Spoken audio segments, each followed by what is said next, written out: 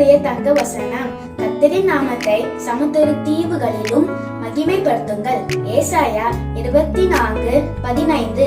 இன்றைய தியானம், மகிமைப்படுத்துங்கள்.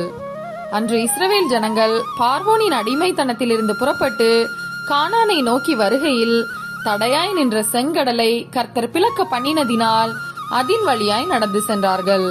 அதை கடந்த பின்பு இஸ்ரவேலரும் மோசேயும் கர்த்தர் மகிமையாய் வெற்றி சிறந்தார் என கர்த்தரை புகழ்ந்து பாடினார்கள்.